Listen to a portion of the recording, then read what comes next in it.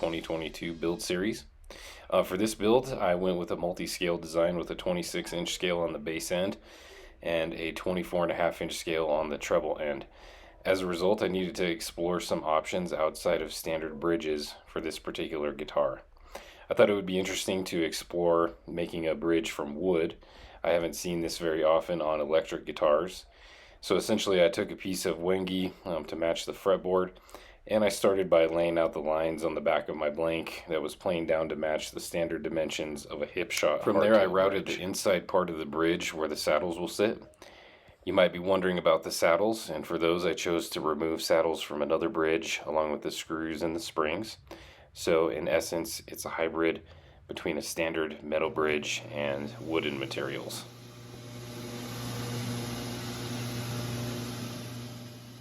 Once I got that routed, I flipped the bridge on its face while it was still square and carefully drilled the holes vertically in the back side of the bridge to accommodate the screws for the intonation adjustments.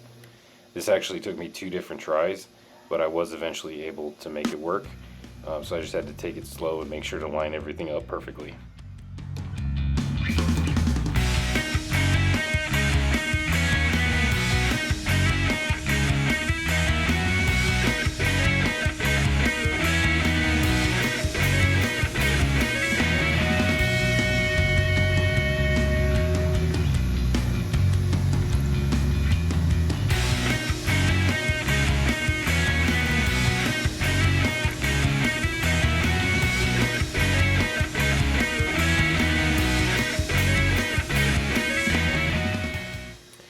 Once the bridge was done, it was time to start the final assembly, and the tuners came first.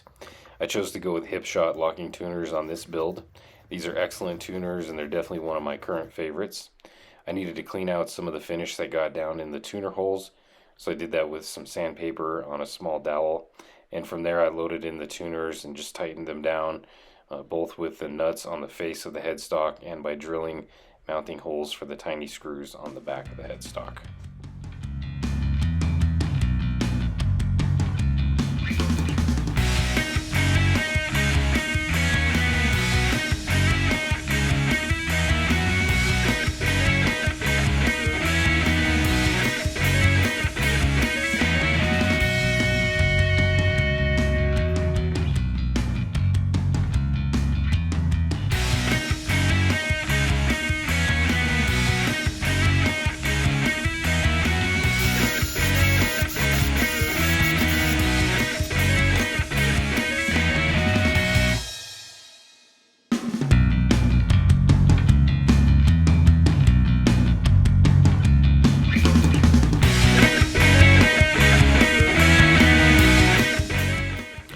From there I carefully located the bridge location on the body with a long ruler. I find it's good to put some painter's tape on the body, and then that allows you to mark the tape as opposed to marking the body itself. This takes some repetition and some care, so I always double and triple and even quadruple check this placement before marking the specific locations of the holes for the bridge. There are 2 sets of holes, one for the string through holes and one for the actual bridge mounting screws to the body itself. And from there it was off to the drill press.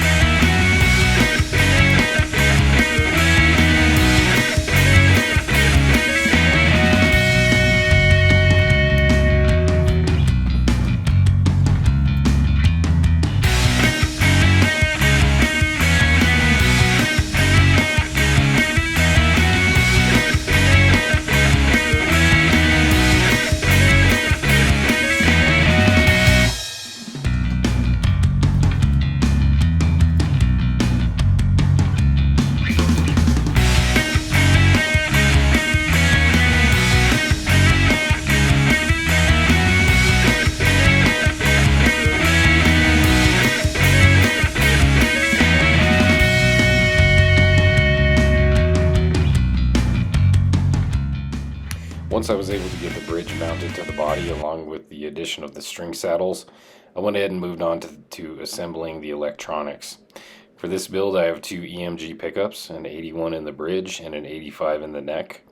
Since this cavity is a bit compact, it was a little bit challenging to get all the wires neatly tucked into their new home. However, EMG makes the connection process really simple and quick. The main difference on this guitar is that the knobs are mounted horizontally, so they're accessible on the back side of the guitar instead of the face of the body.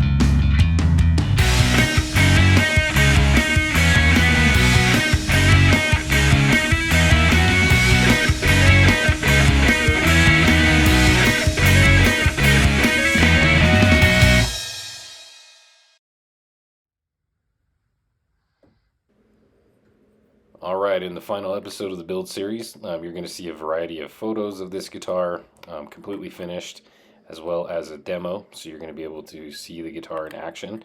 So I'm really excited for you guys to be able to see that. Until next time, I hope you take it easy.